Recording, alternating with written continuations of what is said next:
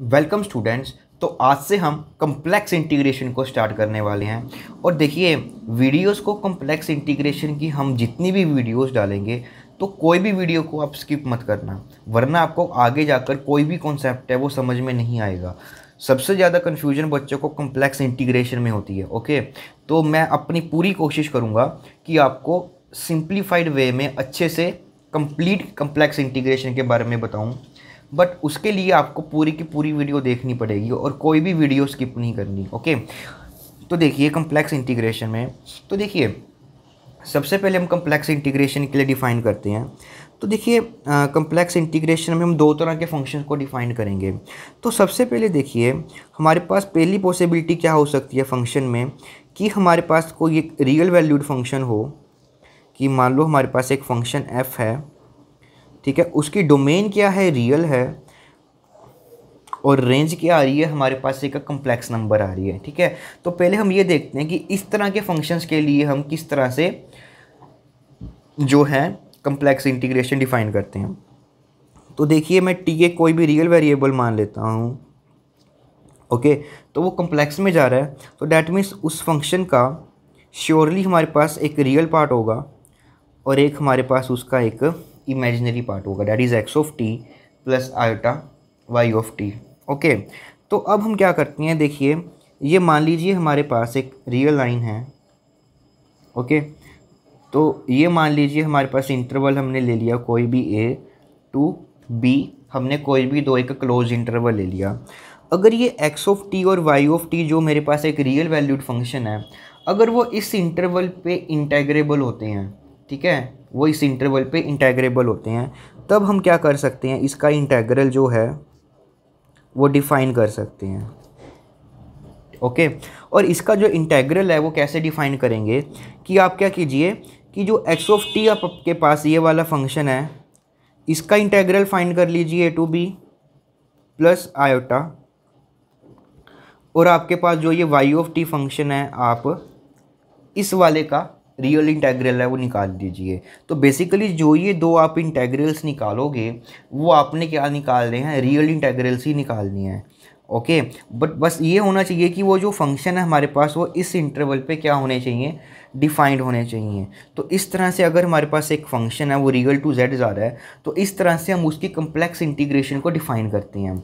Okay, और बस एक बात हो रहा है कि जब भी हम एक रियल इंटरवल लेते हैं, इसमें पाथ का बहुत इंपॉर्टेंट रोल रहता है। तो अभी से हम अपना पाथ है वो इंक्लूड कर कर चलते हैं।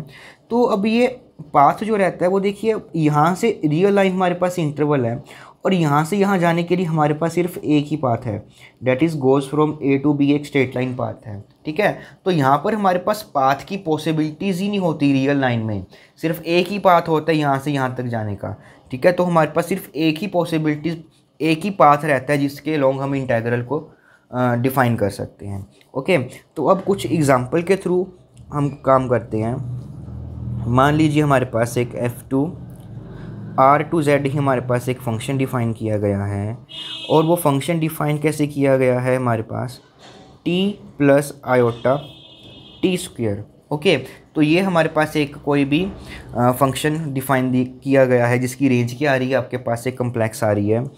तो हम क्या करते हैं, इसका जो इंटेग्रल है वो एक इंटरवल 0 to 1 पे डिफ़ाइन करते हैं। ओके, तो देखिए ये टी एक कॉन्टीन्यूस फंक्शन है और सभी कॉन्टीन्यूस फंक्शन क्लोज इंटरवल पे हमारे पास इंटेग्रेबल होते हैं, और टी स्क्वेयर भी हमारे पास एक कॉन्टीन्यूस फंक्शन है और वो भी इस पे इंटेग्रेबल होगा। तो डैट मीन्स अगर ये दोनों के दोनों फंक्शन हमारे इस इंटरवल पे इंटेग्रेबल है, तो सबसे पहले हम ये लिख लेंगे कि S T and T square जो ये फंक्शन है हमारे पास वो क्या है, इंटेग्रेबल हैं इस इंटरवल पे। तो डैट मीन्स जो हमारे पास एफ ऑफ टी जो फंक्शन होगा वो भी क्या होगा, इंटेग्रेबल हो जाएगा इस इंटरवल पे। ओके, एंड उसका जो हम इंटेग्रल निकालेंगे 0 to 1 वो किसके इक्वल हो जाएगा, integral of T 0 to 1 plus iota 0 to 1 T square. Okay, तो देखिए ये बहुत इंपॉर्टेंट है। आगे जितने भी इंटेग्रल्स होंगे वो आपने ऐसे ही करने हैं। जो भी कंटूर इंटेग्रल, कॉम्प्लेक्स इंटेग्रल होगा उसमें हम क्या करते हैं, उसको रियल इंटेग्रल में ही कन्वर्ट करते हैं। तो ये कॉन्सेप्ट आपको आना चाहिए। ओके, तो यहाँ से देखिए टी का इंटेग्रल करेंगे तो आपके पास t²/2 आ जाएगा, और लिमिट्स हमारी 0 to 1 प्लस साइटा, इसका इंटेग्रल t³ और ये आ जाएगा आपके पास 0 to 1। ओके, तो लिमिट्स पुट करेंगे तो 1/2 प्लस ये 0 ही बनने वाला है, प्लस साइटा, इसकी लिमिट पुट करेंगे 1/3। तो डैट मीन्स जो हमारे पास आंसर आया कम्प्लेक्स इंटीग्रेशन करने के बाद वो आपके पास ये रिज़ल्ट बन गया। ओके, तो इसी तरह से हम कम्प्लेक्स इंटीग्रेशन डिफाइन करते हैं जब क्या होगा हमारे पास पाथ रेंज क्या होगी रियल, और सॉरी डोमेन क्या होगी रियल, और रेंज क्या होती है हमारे पास एक कम्प्लेक्स रेंज रहती है। ओके, तो होप सो आपको अच्छे से ये क्लियर होगा कि किस तरह से हम, अगर डोमेन रियल है तो किस तरह से हम कम्प्लेक्स इंटीग्रेशन को डिफाइन करना है। तो जो भी फंक्शन होगा सबसे पहले उसका हम रियल और इमेजिनरी पार्ट हैं जो उनको सेपरेट आउट करेंगे ऑलवेज। ओके, और उसके बाद रियल पार्ट का इंटेग्रल करेंगे, फिर हम इमेजिनरी पार्ट का इंटेग्रल करेंगे, और तब जाकर हमारे पास जो है उसका आंसर आएगा।